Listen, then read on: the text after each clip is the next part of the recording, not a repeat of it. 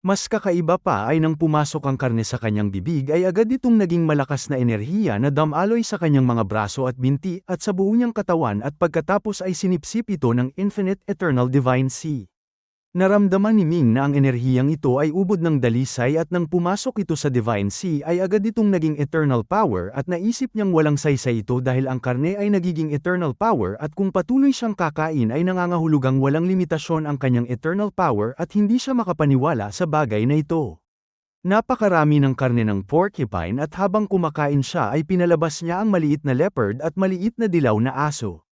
Nang makita ng dalawang munting hayop ang lutong karne ay agad silang kumain ng mabilis na mas matulin pa kaysa kay Ming.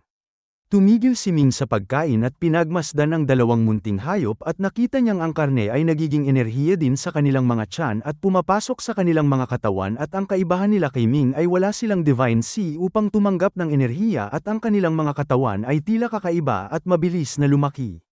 Habang patuloy silang kumain ay kitang-kitang lumaki ang maliit na leopard at maliit na dilaw na aso at lalong kumintab ang kanilang mga balahibo at nang maubos ang lahat ng karne ay dumb-oble na ang laki ng dalawang munting hayop kumpara sa dati. Sa sandaling ito ay mayroon ng pangkalahatang pag-unawa si Ming sa lugar na ito at hininuha niyang ang mga nilalang na nabubuhay dito ay patuloy na nawawalan ng lakas sa bawat sandali at upang mabuhay ay kailangan nilang patuloy na manghuli ng ibang nilalang. Ang isang katangian ng mga nilalang dito ay ang kanilang karne ay naglalaman ng dalisay na enerhiya na napakadaling masipsip at ang isa pang katangian ay ang kanilang mga katawan ay natatangi at hanggat nakakasipsip sila ng sapat na enerhiya ay mabilis silang lumalaki at lalong lumalakas. Nang maunawaan niya ito ay nagulat siya at tahimik na sinabi na kung gayon ay ang malalaking hayop ay pumapatay ng maliliit at ang malalakas ay kumakain ng mahihina at sa paglipas ng panahon ay tiyak na mayroong napakalakas na mababangis na hayop dito. Nang mabusog ang maliit na leopard at maliit na dilaw na aso ay muli silang inilagay ni Ming sa kanyang Great World Ring.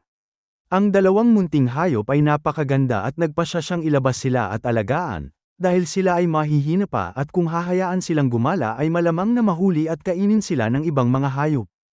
Hindi nagtagal ay narinig ni Ming ang magulong footstep at mga sigaw ng takot mula sa labas at agad niyang nalaman na may mga taong nakatagpo ng malakas na hayop at nagkataong tumakbo sila malapit sa kuweba. Nang marinig niya ang kanilang nakapaninindig balahibong sigaw at labis na takot ay bumuntong hininga siya at pumunta sa bunganga ng kuweba at malakas na sinabing pumunta sila dito upang pansamantalang magtago at kasabay nito ay binuksan niya ang isang bahagi ng illusion formation upang makita nila ang bunganga ng kuweba. Mahigit 20 tao na puno ng dugo ang katawan at may takot na ekspresyon ang mabilis na tumakbo papasok nang marinig nila ang tinig ni Ming at makita ang daan. Pagpasok nila sa kuweba ay agad na ibinalik ni Ming ang illusion formation upang hindi makapasok ang mabangis na hayop. Nang pumasok ang grupo ay biglang naging masikip ang kuweba at pareho silang nagkatinginan ni Ming. Ang grupo ay may mga lalaki at babae na may iba't ibang damit at kakaibang tindig at tila hindi sila magkakasama.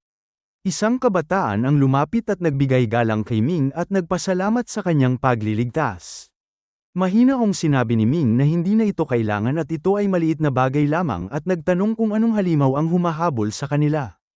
Bumuntong hininga ang kabataan at sinabing mula nang pumasok sila sa lugar ng pagsubok ay patuloy na nawawala ang kanilang lakas at lalo silang nanghihina at wala silang magawa kundi ang manghuli ng mga hayop. Ngunit hindi nila inaasahang ang bawat hayop dito ay napakalakas at kalaunan ay nagsama-sama silang mga mula sa iba't ibang sibilisasyon sa pag-aakalang mas madali silang makakahuli ng mahihinang hayop. Ngunit sa kasamaang palad ay nakatagpo sila ng isang napakalakas na mabangis na hayop at sa unang sagupaan pa lamang ay napatay na nito ang 9 sa kanila.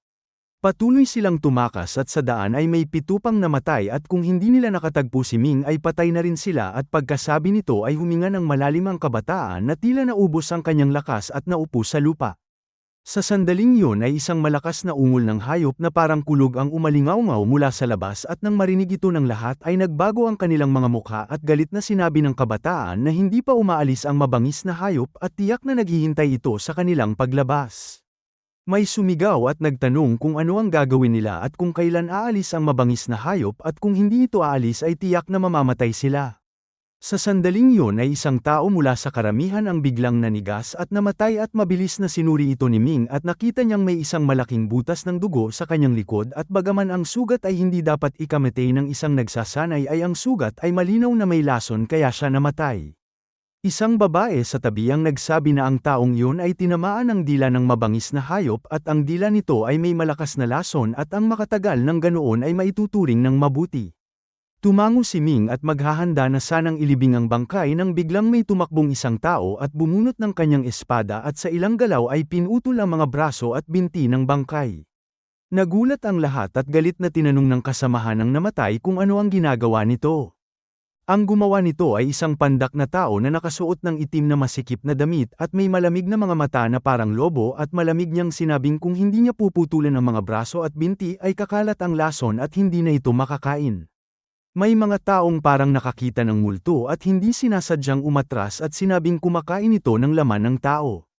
Malamig na tumawa ang tao at itinuro ang putol na bahagi ng bangkay at sinabing mula nang dumating sila dito ay ang kanilang katawan ay naging katulad ng mga lokal na hayop na mabilis na sumisipsip ng enerhiya at ito rin marahil ang dahilan kung bakit patuloy na nawawala ang kanilang lakas at ang mabangis na hayop sa labas ay hindi pa umaalis at kung hindi siya maghahanda ng pagkain ay paano siya makakatagal hanggang sa huli. Tiningnan ito ni Ming at nakita niyang ang mga putol na bahagi ay parang kristal na karne na katulad ng karne ng porcupine na kanyang kinain. Nang marinig ito ng mga tao sa paligid ay nagsimula silang tumingin ng may kasakiman sa mga braso at binti at sinimulan pa nilang tingnan ang ibang bahagi ng bangkay. Ngunit maliban sa mga braso at binti ay ang ibang bahagi ay nilason na at hindi na makakain. Dalawang kabataang nakalilang damit ang tumayo at sinabing ang namatay ay kanilang kasama kaya natural na sa kanila ang kanyang laman at matama nilang tiningnan ang taong nakaitim na may malamig na mga mata. Masamang ngumiti ang taong nakaitim at sinabing kung nais nilang agawin ang kanyang bagay ay malamang na wala silang kakayahan. Dalawang malamig na liwanag ang biglang sumalakay sa kaliwa at kanan na parang dalawang makamandag na ahas patungo sa taong nakaitim at gumamit sila ng kakaibang sandata na napakahirap pigilan. Hindi umiwas ang taong nakaitim at sa halip ay bumuga ng itim na usok na agad na bumalat sa dalawa. Sa loob ng itim na usok ay biglang nagliyab ang dalawang malamig na liwanag at naging abo at ang dalawang kabataang nakalilang damit ay biglang nanigas at diretsyong bumagsak sa lupa. Mabilis na lumapit ang taong nakaitim at pinatay sila sa isang espada at pagkatapos ay bumuga muli ng hininga at ang kanilang mga katawan ay mabilis na lamambat at bumalik sa normal at mayabang siyang ngumiti at sinabing sila ang may gusto nito kaya huwag siyang sisihin.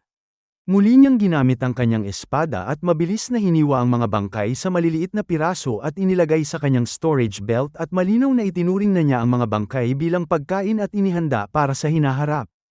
Ang kapaligiran ay biglang naging kakaiba at ang bawat isa ay tahimik na umatras at ang ungol ng hayop sa labas ay naroon pa rin at ang mabangis na hayop ay hindi pa umaalis at ang mga tao dito ay nanghihina na at kung hindi na sila kakain ay mawawalan sila ng kakayahang makipaglaban at ang isang taong wala ng kakayahang makipaglaban ay maaaring maging pagkain ng iba.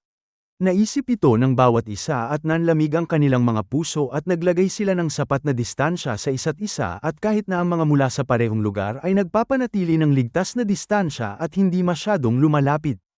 Lihim na bumuntong hininga si Ming at naisip na kahit na hindi pumasok ang mabangis na hayop sa labas ay ang mga taong ito ay magpapatayan sa isa't isa at karamihan sa kanila ay mamamatay at umiling siya at tumalikod patungo sa bunganga ng kuweba. Ngunit nang umalis siya ay ang kabataang nagpasalamat sa kanya kanina ay biglang sumigaw at nagtanong kung saan siya pupunta. Sumama ang loob ni Ming at naisip na iniligtas niya sila ngunit bakit sila walang galang at tumigil siya at malamig na sinabing magpapahangin lamang siya sa bunganga ng kuweba. Sinabi ng tao na huwag siyang lumayo dahil ang illusion formation sa labas ay siya lamang ang makakapagbukas at kung aalis siya ng mag-isa ay paano sila makakalabas. Malamig na tumawa si Ming at sinabing may mabangis na hayop sa labas at kung ayaw nilang mamatay ay bakit nila nais lumabas. Isang kabataang nakabughaw na damit ang malamig na nagsalita at sinabing baka nais niyang ikulong sila dito at kung hindi ay bakit siya magiging ganoon kabait at sa trial road ay magkakumpetensya sila kaya walang dahilan upang iligtas niya sila. Bumuntong hininga si Ming at sinabing hindi nga niya dapat sila iniligtas at pagkasabi nito ay nagpatuloy siya sa paglalakad patungo sa bunganga ng kuweba. Galit na nagtanong ang kabataang nagpasalamat sa kanya kanina kung hindi ba niya narinig ang kanyang sinabi at biglang sumugod ang kanyang katawan at hinawakan ang balikat ni Ming. Pagdikit ng kanyang kamay kay Ming ay naramdaman ni Ming ang isang malamig at mapaminsalang puwersa na sumusubok na pumasok sa kanyang depensa at pumasok sa kanyang katawan at alam niyang ang tao ay gumamit ng isang mapaminsalang sining upang hulihin siya.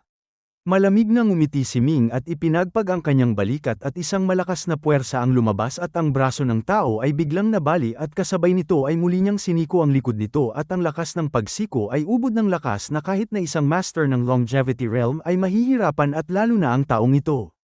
Isang malakas na tunog ng pagkabali ng buto ang umalingaw-ngaw at ang tao ay lumipad paatras at malakas na bumagsak sa lupa at sa isang siku lamang ni Ming ay malubha na itong nasugatan at ang totoo ay mas malakas ito kaysa rito ngunit mahigit kalahating araw na itong hindi kumakain at nanghihina ang kanyang katawan kaya hindi nito nakayanan ang malakas na pag-atake ni Ming. Ngunit pagbagsak ng tao ay pinutol agad ang kanyang ulo ng isang tao sa kanyang likuran at mabilis na hiniwa ang kanyang katawan sa mahigit 10 piraso at inilagay sa kanyang bag.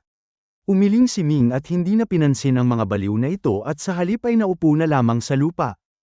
Ang kapaligiran ay lalong naging kakaiba at ang mga tao ay kusang bumuo ng dalawang puwersa. Ang isa ay may 11 tao at ang isa ay may 12 at nagharap sila sa isa't isa at ang pinakamalakas sa magkabilang panig ay itinanghal bilang kanilang mga pinuno.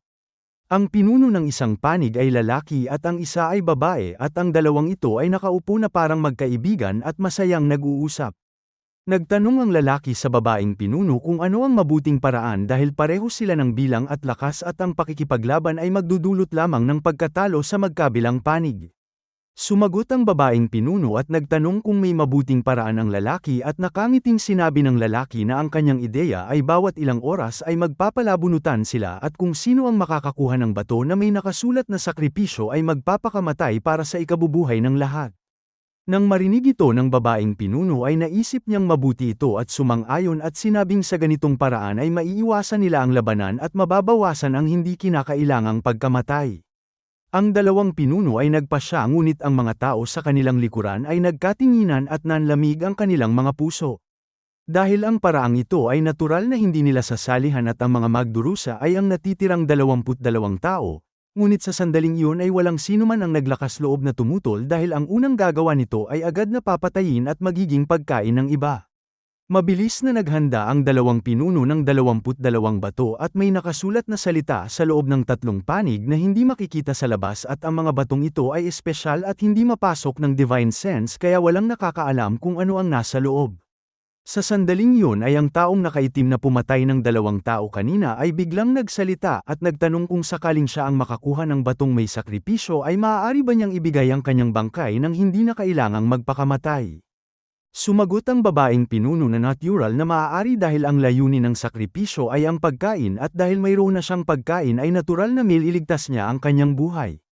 Nang marinig ito ng taong nakaitim ay nakahinga siya ng maluwag dahil mayroon siyang 2 bangkay na makakapagligtas sa kanya ng 2 beses. Ngunit ang iba ay hindi gaanong natuwa at lihim na umaasang hindi nila makukuha ang batong may nakasulat na sakripisyo dahil kung hindi ay katapusan na nila.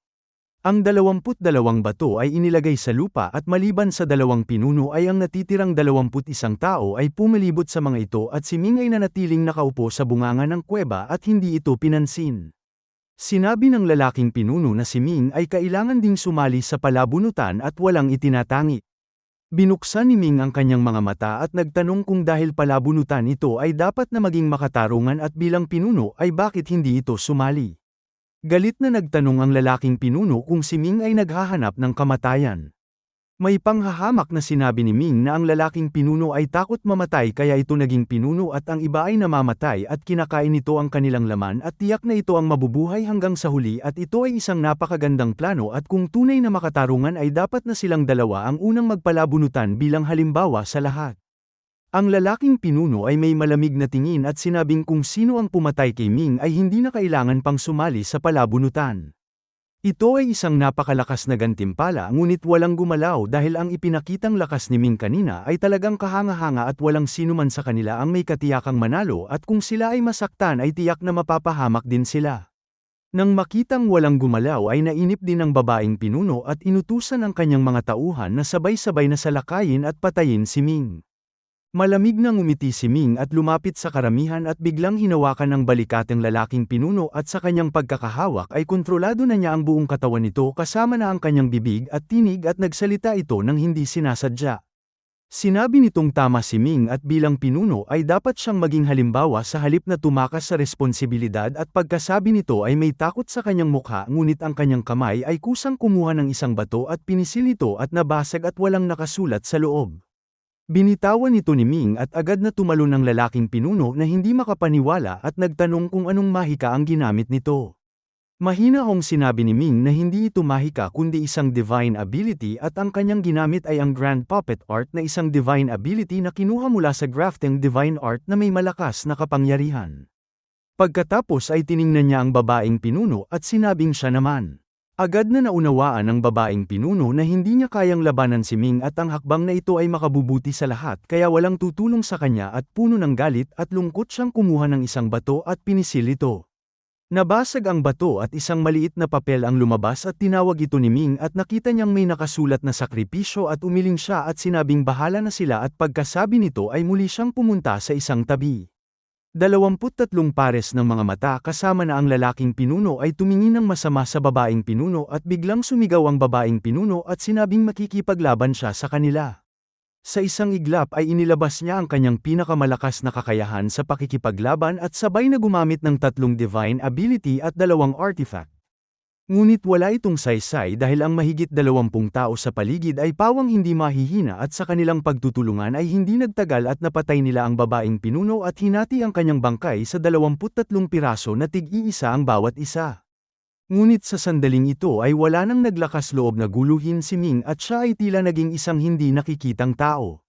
Sa loob ng 3 araw ay nanatili siyang nakaupo at pinag-aralan ang enerhiyang sinipsip niya mula sa karne ng porcupine at sa huli ay natukoy niyang ang enerhiyang iyon ay ubod ng dalisay at kapaki-pakinabang at may malaking tulong sa kanya at tuluyan na itong pumasok sa Divine Sea. Ang kahirapan ng pagsasanay ng Infinite Divine Art ay nasa pagpapalawak ng Divine Sea at kung mas malaki ang Divine Sea ay mas malakas ang Infinite Divine Art at mas madaling makapasok sa susunod na antas. Naisip ni Ming na kung gayon ay bukas ay lalabas siya upang manghuli at kumuha ng mas maraming karne ng hayop upang makita kung gaano kalaki ang kanyang mapapalawak na Divine Sea at pagdating sa puntong ito ay nagpasya siyang maghanda ngayon at umalis sa kuweba kinabukasan. Ang ungol ng hayop sa labas ay hindi pa rin nawawala na nagpapahiwatig na ang nakatatakot na halimaw ay hindi pa umaalis at sa kabilang panig ay ang natitirang 24 na tao sa kuweba ay naging 21 na lamang dahil 3 ang napilitang magsakripisyo. Makalipas ang isang gabi ay tumayo si Ming at 21 pares ng mga mata ang sabay-sabay na tumingin sa kanya at mahinahon niyang sinabing bubuksan niya ang illusion formation. Bago pa man makareact ang mga tao ay lumabas na siya sa kuweba at sa sumunod na sandali ay nagliwanag ang labas at naglaho ang mga patong ng ilusyon at labis na nagulat ang mga tao at naisip na kung gayon ay papasok na ang mabangis na hayop sa kuweba. Paglabas ni Ming ay nakita niya ang isang baka at ang bakang ito ay kakaiba na may napakalaking ulo at malaking bibig na puno ng dugo at ang buong katawan ay may kaliskis at ang mga mata ay itim-berde at may isang patong ng itim na usok sa paligid nito at ang bakang ito ang pumatay ng mahigit 10 tao at naisip ni Ming kung ang baka ba ay kumakain din ng tao. Ngunit mabilis na nawala ang kanyang pagtataka dahil nang makita siya ng kakaibang baka ay umungol ito at mabilis na tumakbo patungo sa kanya at sa kalagitnaan ng daan ay inilabas nito ang isang mahabang dila na itim-berde na parang makamandag na ahas at hinampes sa kanyang dibdib. Malamig na suminghal si Ming at sunod-sunod na pinitik ang kanyang mga daliri sa kaliwa at kanan at sabay na ginamit ang 2 finishing skill, ang Earth-Splitting God-Slaying Finger at God-Slaying Finger at ang liwanag ng pagpatay mula sa God-Slaying Finger ay direktang nagpalihi sa dila nito at ang Earth-Splitting God-Slaying Finger ay lihim na tumama sa noo ng kakaibang baka. Isang malakas na dagandong ang umalingawngaw at ang lupa sa ilalim ng kakaibang baka ay biglang bumuka at ang kanyang katawan ay napaangat at ang kanyang noo ay tinamaan at isang matunog na tunog ang umalingawngaw. Nagulat si Ming sa sobrang tigas nito at naisip na kahit na ang kanyang Earth-Splitting God-Slaying Finger ay hindi ito masaktan at ang depensa ng halimaw na ito ay talagang napakalakas. Samantalang ang mga tao sa kuweba ay hindi alam kung ano ang gagawin nang biglang marinig ang tunog ng labanan at mabilis silang lumabas upang tingnan at nang makita nilang si Ming ay nag-iisang lumalaban sa kakaibang baka ay pareho silang namangha at humanga at medyo umaasa silang si Ming ay mapatay ng kakaibang baka. Ngunit mas umaasa silang si Ming ang makakapatay sa kakaibang baka dahil kapag namatay ito ay wala na silang panganib. Ang kakaibang baka ay tinamaan at sumakit ang noo nito at biglang nagalit at muling umungol ng malakas at ang kanyang dila ay mabilis na hamampes na parang kidlat upang hulihin at patayin si Ming at kasabay nito ay lalo itong bumilis at sumugod sa kaliwa at kanan. Sumigaw si Ming at inilabas ang Heaven-Turning Sword Seal at ginamit ang Great Five Element Suppression Seal at isang malaking selyo ang lumitaw sa himpapawid at malakas na bumagsak at kasabay nito ay bilyong liwanag ng espada ang lumitaw mula sa wala at sabay-sabay na hamampes sa ulo ng baka at sinalakay ang pinakamahina nitong bahagi. Sunod-sunod na matutunog na tunog ang umalingaw ngunit wala itong saysay at ang depensa ng kakaibang baka ay talagang nakakagulat at kahit na ang malakas na finishing skill na tulad ng Grade 5 Element Suppression Seal ay hindi ito kayang saktan at lalo lamang itong nagalit. Ilang beses na sinubukan ni Ming at alam niyang ang karaniwang paraan ay hindi kayang pumatay sa kakaibang baka at mabilis na gumana ang kanyang isipan at biglang may naisip at nang muling sumalakay ang makamandag na dila ay ginamit niya ang Heaven-Turning Sword Seal upang ito ay paikutin at sa isang iglap ay nakapulupot ang dila sa katawan ng espada at sa sumunod na sandali ay tuwang-tuwang hinayla ng kakaibang baka ang kanyang dila at si Ming ay hinayla nito patungo sa kanyang bibig. Binuksan ng malaki ng kakaibang baka ang kanyang bibig at ito ay napakalaki at may malaking bibig na kayang lumunok ng isang baka sa isang subo at nang malapit na si Ming sa tiyan nito ay sumigaw siya at ginamit ang Eternal Strike at ang Heaven-Turning Sword Seal ay biglang nagliwanag at isang nakatatakot na puwersa ang sumabog. Isang malakas na tunog ang umalingaw at ang Heaven-Turning Sword Seal ay biglang bumilis at malakas na sumaksak sa bibig ng kakaibang baka at lumabas sa likod ng kanyang ulo. Isang kakaibang ungol ang umalingaw at ang kakaibang baka ay bumagsak at agad na namatay. Binunot ni Ming ang kanyang espada at dahil sa paggamit ng Eternal Strike ay labis ang kanyang pagkonsumo at halos siya ay nanghina at ang kanyang mga binti ay nanghihina. Ngunit hindi niya ito ipinakita at sa halip ay mabilis na kinuha ang bangkay ng baka at umalis nang hindi lumilingon. Nang makitang umalis si Ming ay tuwang-tuwa ang mga natitirang tao at kasabay nito ay hinangaan nila ang kanyang malakas na kakayahan. Ngunit ang kanilang kasiyahan ay hindi nagtagal at sunod-sunod silang tumahimik at ang kanilang mga mukha ay naging maputla. Dahil hindi nila alam kung kailan dumating ang isang malaking aso at isang higanteng leopard sa hindi kalayuan at masamang nakatitig sa kanila. Hindi nagtagal ay umalingaw ang nakapaninindig balahibong sigaw malapit sa kuweba ngunit hindi ito nagtagal at tumigil din at ang 21 tao ay walang nakaligtas at lahat ay napatay. Nang mapatay ang kakaibang baka ay mabilis na nakahanap si Ming ng pangalawang taguan at naglagay din ng illusion formation at pagkatapos ay nagsimulang mag-ihaw ng karne ng baka sa loob.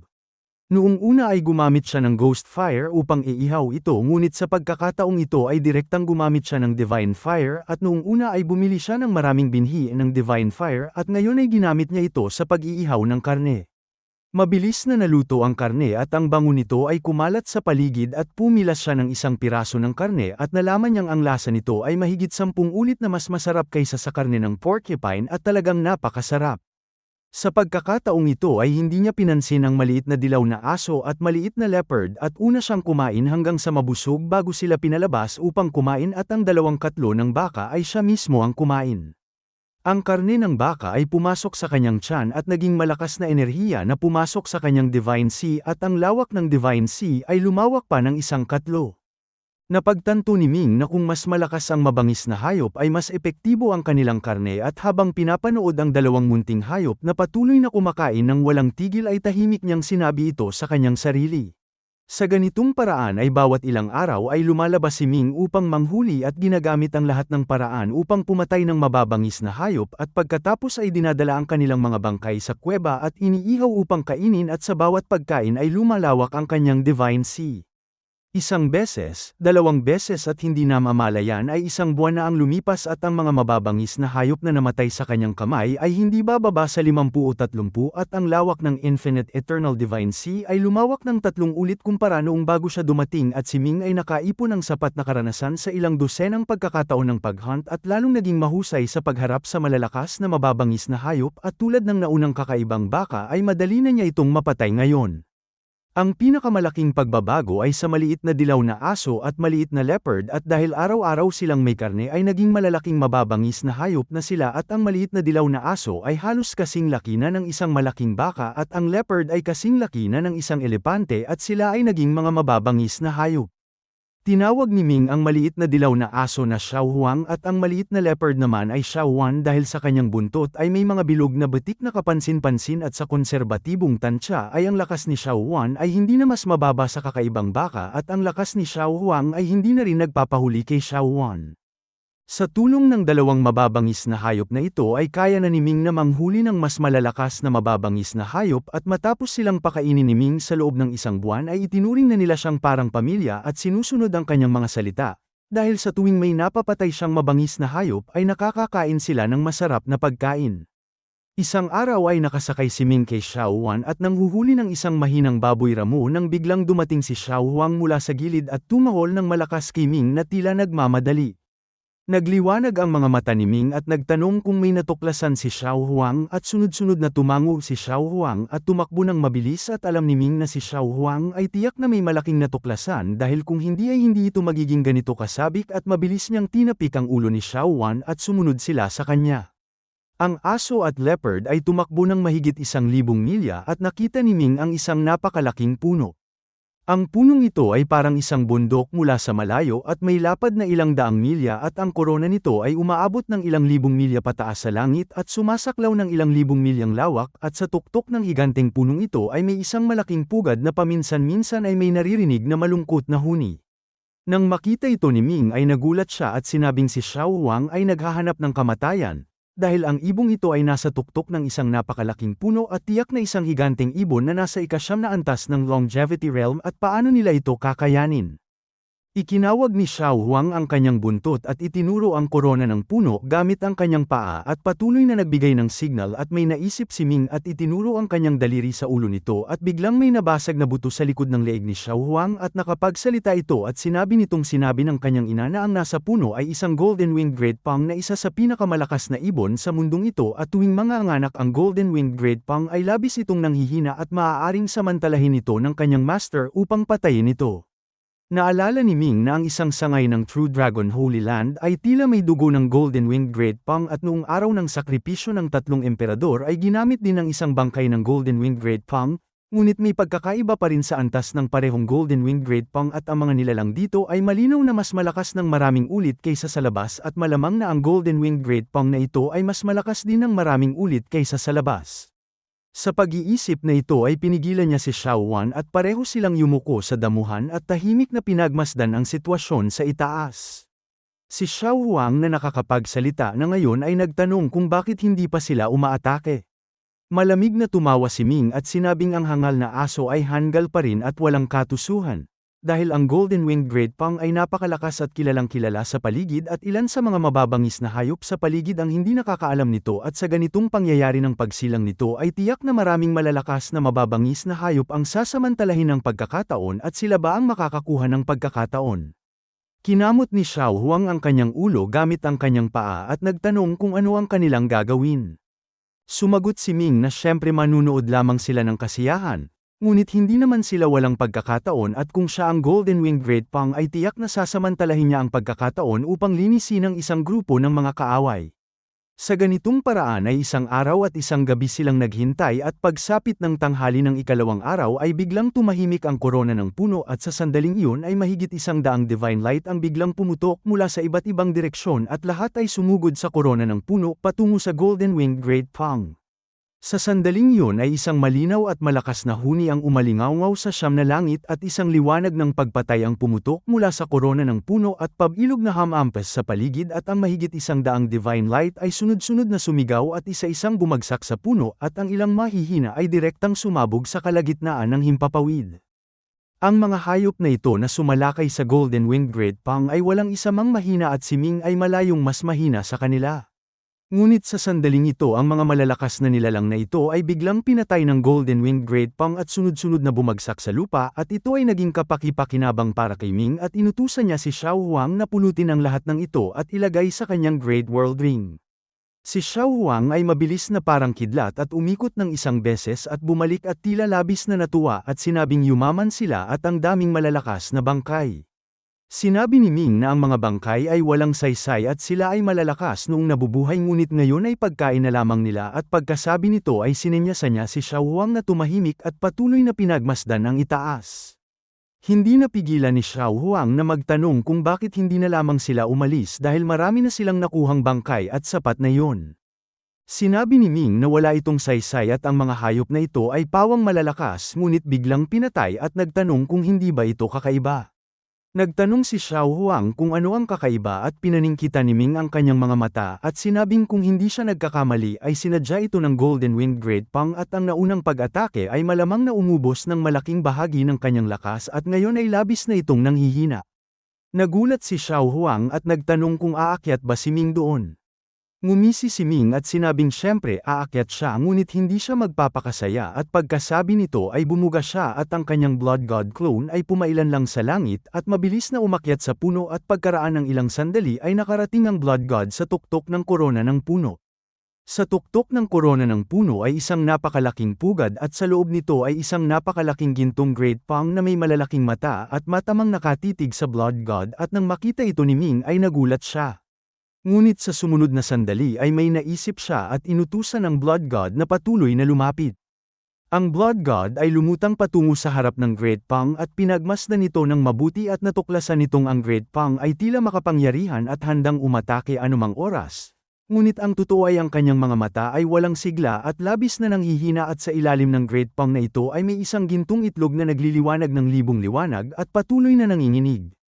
Agad na sinabi ni Ming na umatake na ito at ang Blood God ay mabilis na kumuha ng isang banal na sandata at malakas na hamampes at isang malakas na tunog ang umalingawngaw at ang ulo ng Great Pang ay naputol at pagkatapos ay lumipad din si Ming sa korona ng puno at kinuha ang bangkay ng Great Pang kasama ang itlog at inilagay sa kanyang singsing at mabilis na umalis sa lugar.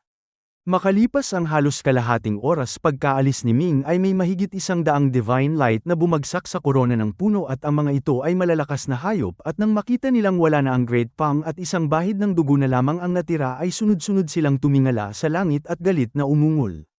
Pagbalik sa kuweba na kanyang pinagtataguan ay ipinahawak ni Ming ang singsing sa Blood God at siya ay pumasok sa malaking mundo sa loob ng singsing kasama sina Xiao Huang at Xiao Wan at ang bangkay ng Golden Winged Great Pang ay basta na lamang inilagay sa patag na lupa at ang kanyang katawan ay napakalaki na may habang 100 milya at talagang napakalaki. Nakangiting sinabi ni Ming na ang kayamanan ay nakukuha sa panganib at hindi nila inaasahang sila ang makakakuha ng pakinabang sa huli. Nagtanong si Xiao Huang na naglalaway kung kakainin na ba nila ito agad. Umiling si Ming at sinabing ang Golden Winged Great Pang ay may napakataas na antas at napakalakas at mas mabuting itabi muna ito at kainin sa huli at unahing hiwain ang karne at gawing tuyong karne at pagkasabi nito ay agad siyang naglabas ng 30,000 artisan puppet at sinimulang buksan ang tiyan ng Great Pang at kunin ang mga maaaring kainin at gawing tuyong karne. Bukod pa rito ay ang mahigit 100 bangkay ng hayop na nakolekta ni Xiao Huang ay pawang mga pambihirang bagay din at isa-isa ring ginawang masarap na tuyong karne upang kainin sa hinaharap. Ang kahusayan ng artisan puppet ay kamangha-mangha at sa loob lamang ng isang araw ay nagawa na nilang iproseso ang lahat ng bangkay at ginawang madaling kainin na tuyong karne. Bagaman patay na ang Golden Winged Great Pang ay natuklasan ni Ming na sa mga balahibo nito ay may isang natatangi at ang ibang balahibo ay wala ng buhay ngunit ang isang ito ay may natatanging lakas. Sinabi ni Xiao Huang na ito ang tunay na balahibo ng Golden Winged Great Pang na pinaka-esensya ng kanyang buong katawan at napakahalaga at alam ni Ming na maaari itong gamitin sa paggawa ng artifact kaya itinago niya ito upang magamit sa hinaharap o kaya ay ibenta. Dahil biglang nagkaroon si Ming ng ganito karaming karne ay hindi na niya kailangan pang lumabas at araw-araw ay kumakain sila ni Xiao Huang at Xiao Wan ng karne sa loob ng kuweba at nagsasanay at sa paglipas ng mga araw ay ang karne ng mga mataas na antas na hayop na ito ay may kamanghamanghang enerhiya at malaki ang naging pakinabang ni Ming at wala pang kalahating buwan ay lumawak muli ang kanyang Divine Sea ng ilang ulit. Pagkatapos ay 1 buwan, 2 buwan, 3 buwan at ang kanyang gana sa pagkain ay lalong lumaki at noong una ay daan-daang kilo lamang ng karne ang kanyang nakakain ngunit kalaunan ay kaya na niyang kumain ng ilang libong kilo at kahit ilang 10,000 kilo at para sa ikadadali ng pagkain ay nag-anyong higanti siya at kayang lumunok ng mahigit 10,000 kilo ng karne sa isang subo. Pagkalipas ng 3 buwan ay maliban sa Golden Winged Great Pang ay naubos na ang lahat ng ibang hayop at sa sandaling ito ay ang Divine Sea ni Ming ay lumawak na ng mahigit 100 ulit kumpara noong bago siya pumasok sa pagsasanay. Ngunit ang nakakainis ay ang Infinite Divine Art ay wala pa ring palatandaan ng pagpasok sa susunod na antas, kaya wala siyang magawa kundi ang ipagpatuloy ang pagkain ng karne ng Golden Winged Great Pang. Ang Golden Wind Great Pang ay malinaw na mas malakas kaysa sa ibang hayop at ang enerhiyang nasa karne nito ay 10 ulit na mas marami kaysa sa nauna niyang nakain at ang Divine Siniming ay patuloy na mabilis na lumawak at nang maubos ang mahigit kalahati nito ay lumawak pa ang Divine Sea ng 30 ulit.